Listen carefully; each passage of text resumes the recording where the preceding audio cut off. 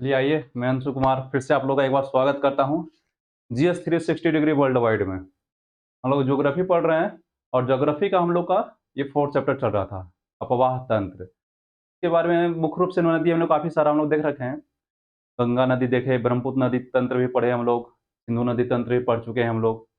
फिर कृष्णा, गोदावरी, कावेरी, कावेरी नदी नहीं, कृष्णा, गोदावरी, ताप्ती और नर्मदा नदी तंत्र भी हम लोग देख चुके हैं। इनके सहायक नदी भी देखे थे हम लोग, कंसेप्ट से भी देखे, मैप से भी देखे और हमने ट्रिक से भी इसे देखा था।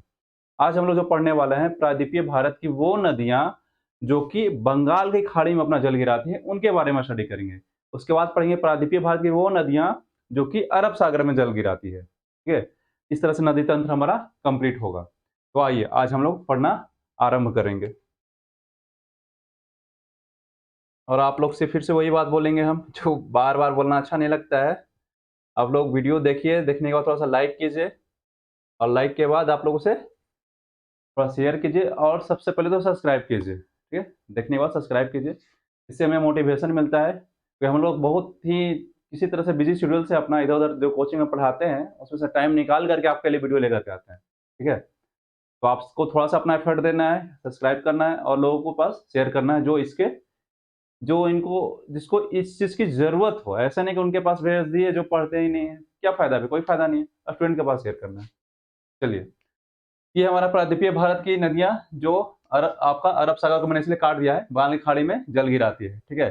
3 नदियों के बारे में हम लोग बारी-बारी से स्टडी करेंगे। तो ऐसा है कि थोड़ा पहले मैप को थोड़ा हम ज़ूम करते हैं ताकि आपको क्लियर दिख सके।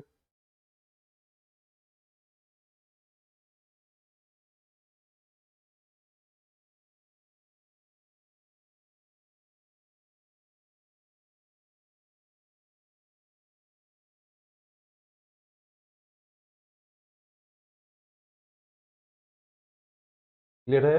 इतना से मेरे ख्याल से आप लोगों को स्पष्ट नज़र आ रहा होगा। मैं भी एक बार अपने स्क्रीन पे देख लूँ। हाँ, मेरे ख्याल से तो क्लियर नज़र आ रहा है। ठीक है?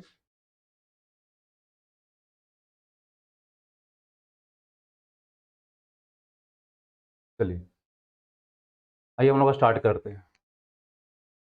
तो प्रायद्वीपीय भारत की नदियों के बारे में पढ़ने वाले हैं हम। ठीक है, आपको एक बार बता दें कौन कौन सी नदी के बारे में पढ़ने वाले हैं हम। ठीक है, जो नदी हम पढ़ने वाले हैं वो है मेरा हुगली नदी। ये देखिए, हुगली नदी के बारे में पढ़ेंगे हम। हुगली नदी के बारे में पढ़ेंगे। ओके, हुगली नदी के बारे में पढ़ेंगे हम। उसके बाद दामोदर नदी के बारे में पढ़ने वाले हैं।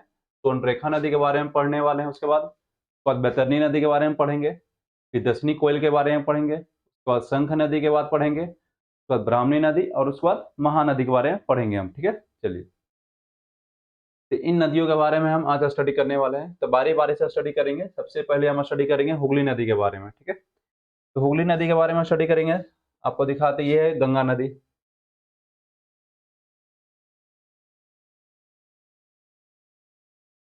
ये देखिए है आपकी गंगा नदी। ठीक है, इस गंगा नदी से हुगली नदी निकलती है। ये हुगली नदी। ठीक है, अच्छा आपसे ये पूछे हम कि हुगली नदी जो है, ये गंगा नदी की गुम्फित नदी का एग्जाम्पल है या वितरका नदी का एग्जाम्पल है? किसका एग्जाम्पल है ये? क्या बताएंगे इसका आंसर आप? बताइए सोचकर। मैं आपको पढ़ा चुका हूँ ये। किसका एग्जाम्पल है? ये वितरका का एग्जाम्पल है। क्यों? क्योंकि मैंने बताया था कि मुख्य नदी से निकलने वाली धारा, जल धारा, अगर वापस मुख्य नदी में अगर नहीं मिलती है तो वितरका होता है वो। अगर मुख्य नदी वापस आके मिल जाए, फिर से निकले फिर मिले तो गुम्फित नदी होता है।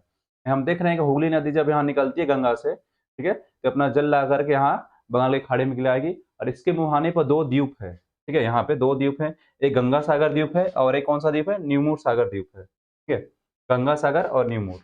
अब गंगा सागर और न्यूमूर द्वीप, 2 द्वीप हैं यहाँ पे। ठीक है, चलिए, हुगली नदी देखें। अब हुगली की सहायक नदी भी होगी, उसके बारे में देखना होगा हमें। आइए देखेंगे। एक और चीज़ आपको बता दें, हुगली नदी को बंगाल का शोक कहा जाता था। मैंने लगा दिया, सॉरी, हुगली को नहीं, दामोदर नदी को। ठीक है, दामोदर नदी को बंगाल का शोक कहा जाता था। दामोदर नदी को बंगाल का शोक पहले कहा जाता था, अब नहीं कहते। अब इसलिए नहीं कहते, उस पर डैम वगैरह बना करके उसके जल को हमने कंट्रोल कर लिया है। ठीक है, उसका यूटिलाइजेशन कर रहे हैं हम। ठीक है, इस वजह से अब वो बंगाल का शोक नहीं रहा। बंगाल का शोक पहले था, अब नहीं है। ठीक है, दामोदर नदी।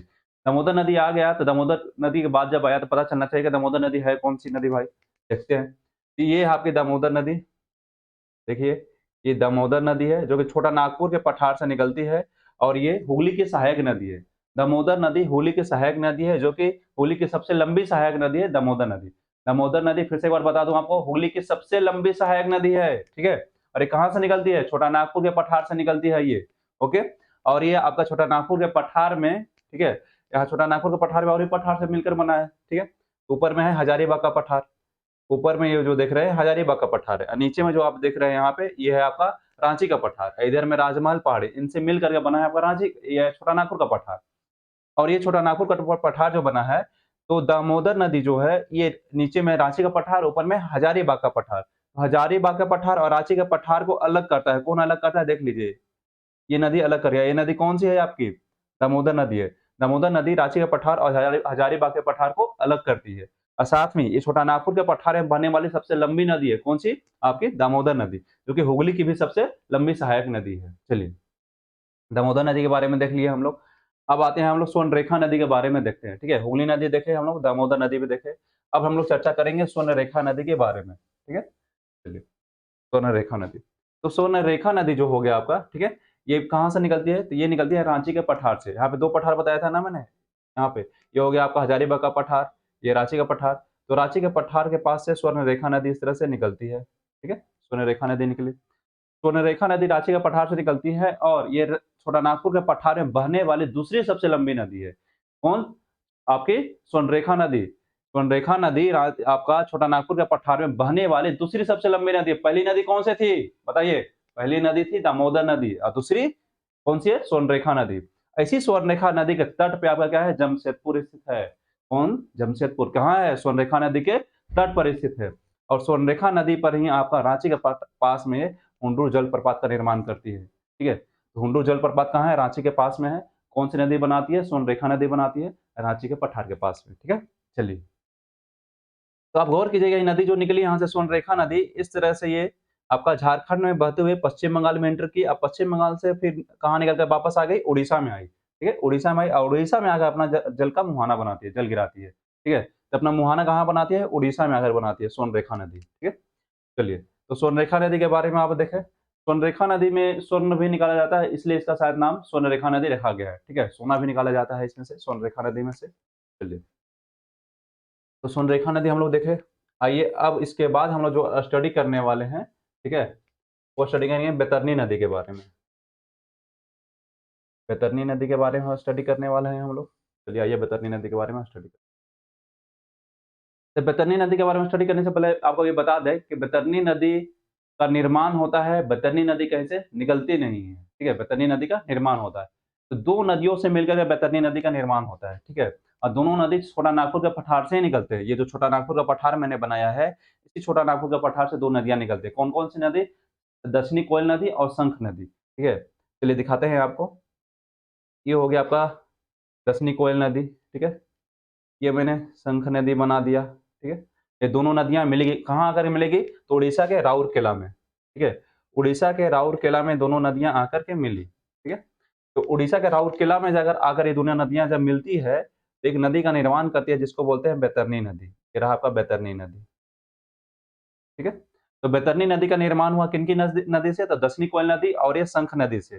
दोनों कहाँ से निकल रही थी? छोटा नागपुर के पठार से और दोनों आके उड़ीसा के राउरकेला में मिलती है, ठीक है? और राउरकेला में मिलने के पश्चात किस नदी का निर्माण की? बैतरनी नदी का।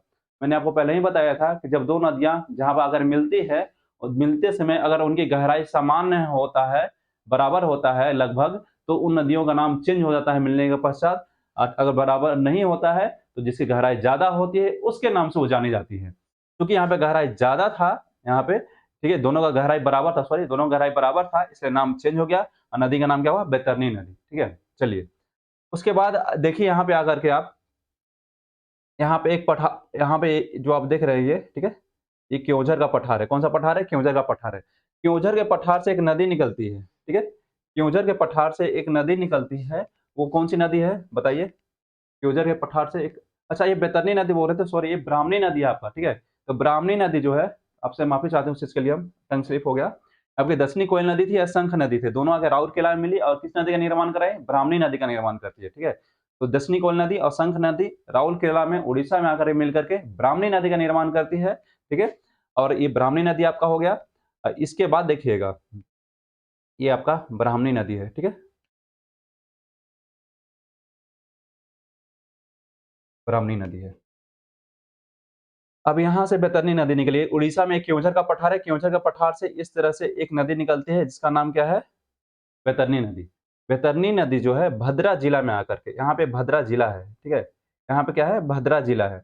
भद्रा जिला में बैतरनी नदी जो है, ये ब्राह्मणी नदी जो थी, उससे आकर के मिलती है। कहाँ? उड़ीसा के भद्रा जिला में, ठीक है? उड़ीसा के भद्रा जिला में आकर के आपका यहाँ पे बैतरनी नदी मिलेगी ब्राह्मणी नदी से, और एक नदी का नाम निर्माण करती है। उस नदी का नाम क्या है? इस नदी का नाम ये है, आप देख लीजिए, धमरा नदी। इस नदी का नाम क्या है? धमरा नदी। और धमरा नदी का निर्माण कहाँ पे हुआ आकर के? यहाँ पे हुआ भद्रा जिला में, उड़ीसा के भद्रा जिला में आकर के निर्माण होता है आपका धमरा नदी का, ठीक है? तो धमरा नदी भी दो नदियों से मिलकर मिली। कौन-कौन सी? ये बैतरनी नदी और नीचे में ब्राह्मणी नदी।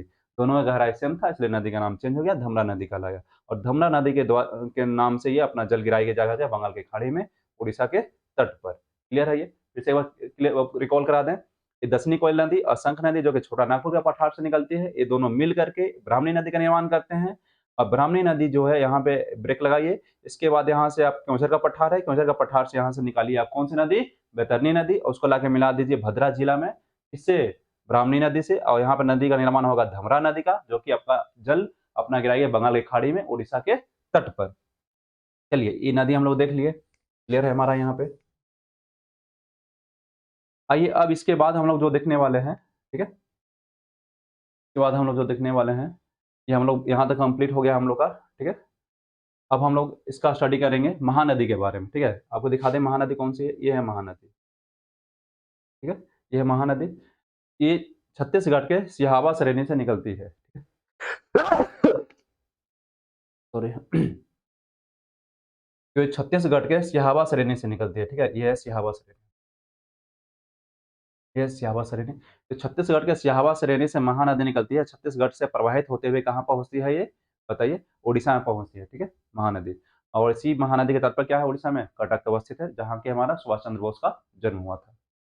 तो ये पहुँचती है और अपना जल गिराती है बंगाल की खाड़ी में, ठीक है? तो महानदी कहाँ से निकली? सिहावा श्रेणी से निकलती है छत्तीसगढ़ से, और अपना जल बंगाल की खाड़ी में आकर गिराती है उड़ीसा के तट पर। चलिए, ये क्लियर हो गया हमारा। उसके बाद जो स्टडी हम करने वाले हैं हम लोग, पेन्नार नदी के बारे में स्टडी करेंगे। साउथ में कुछ आ जाते हैं, नदी के बारे में स्टडी करेंगे। चलिए आइए, बारी-बारी से हम लोग देखते हैं।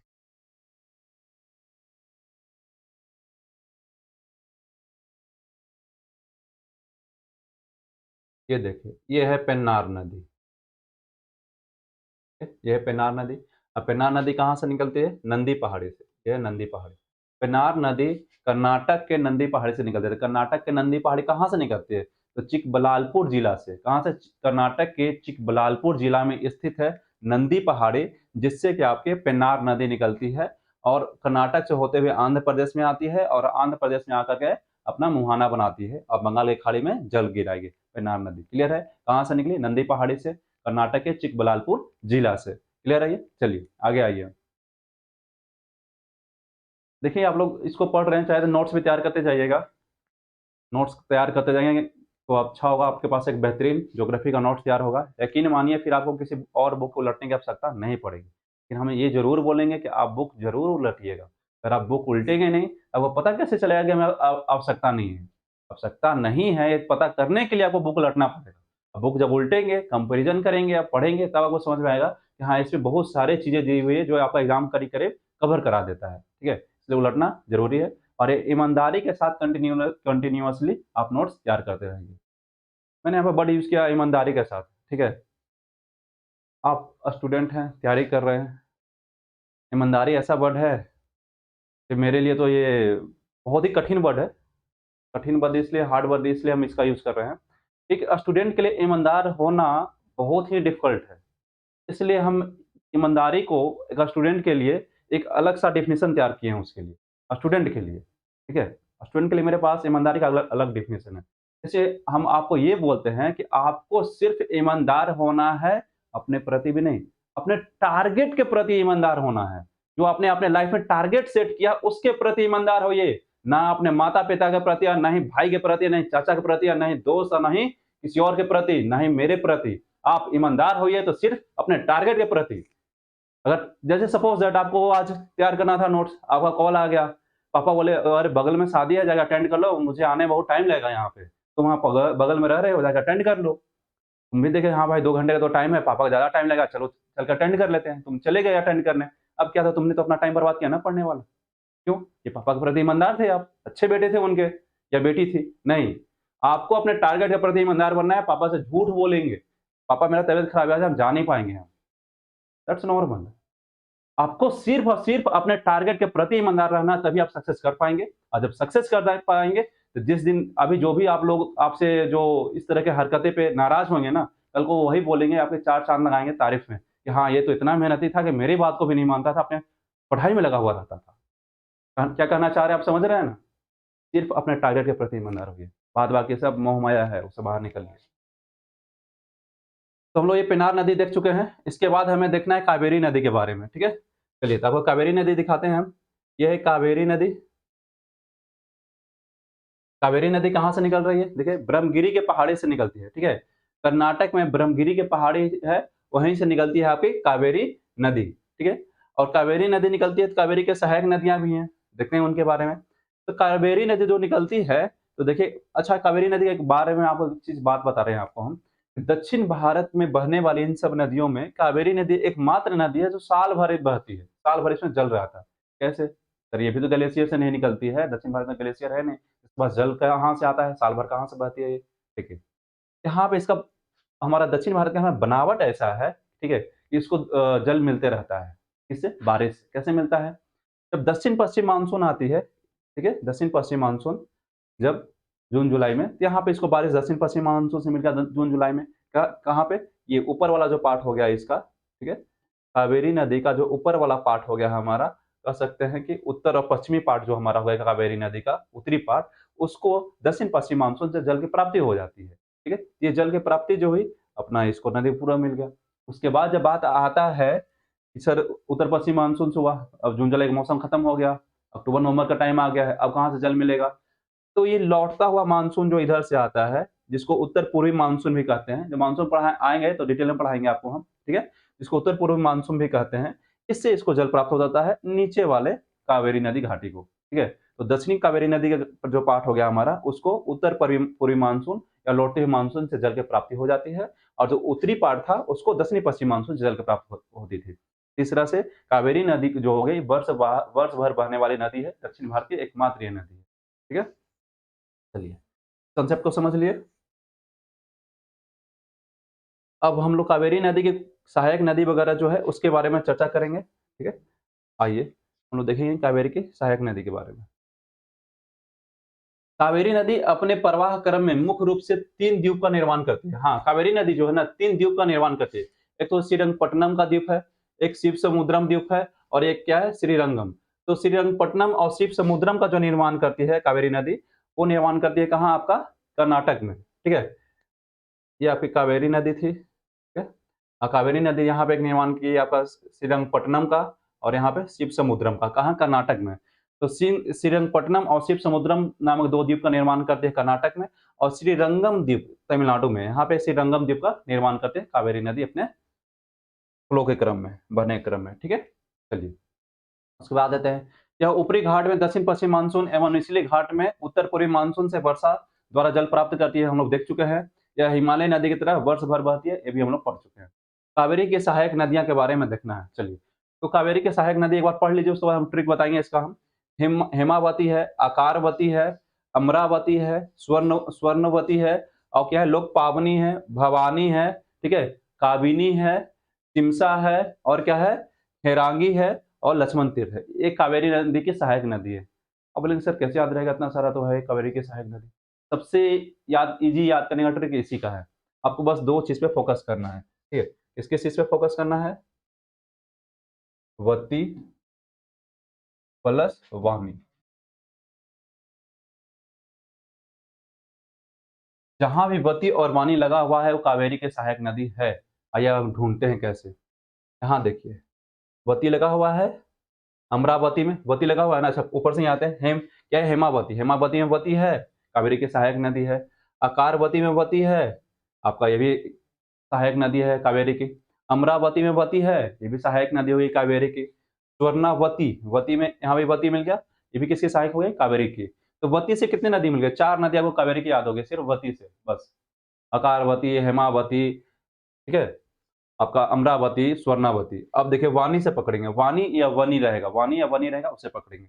लोग पावनी, लीजिए वनी मिल गया आपका, ठीक है। भवानी, वाणी मिल गया आपका, ठीक है। अलग कलर कर दे, वाणी था हमारा ये, ठीक है। तो वनी और वाणी से 2 मिल गया। लोक पावनी, भवानी। उसके बाद आइए काबिनी, बिनी या विनी या वाणी, ठीक है। उसके बाद देखिए क्या है हमारा, सिमसा, हैरांगी है, अलसमन तीर्थ है। तो हमारा कितना मिला यहाँ पे, 3 मिल गया आपको वाणी से या बिनी से, ठीक है। तो वाणी से 3 मिल गया हमको, काबिनी हो गया हमारा, लोक पावनी हो गया, भवानी हो गया। अवती से 4 मिला था हमें, अकारवती, हेमावती, ठीक है।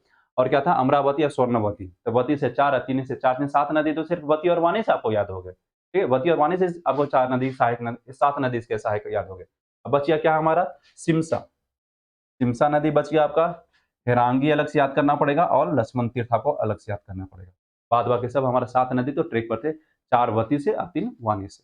आइए वैगई नदी के बारे में हम लोग पढ़ेंगे, मैप से पहले देखेंगे वैगई नदी के बारे में।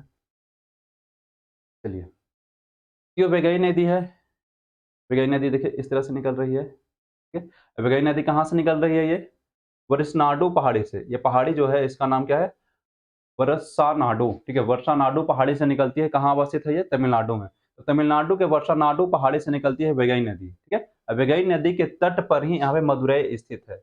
मदुरई कहाँ है, वैगई नदी के तट पर अवस्थित है। क्लियर है, चलिए।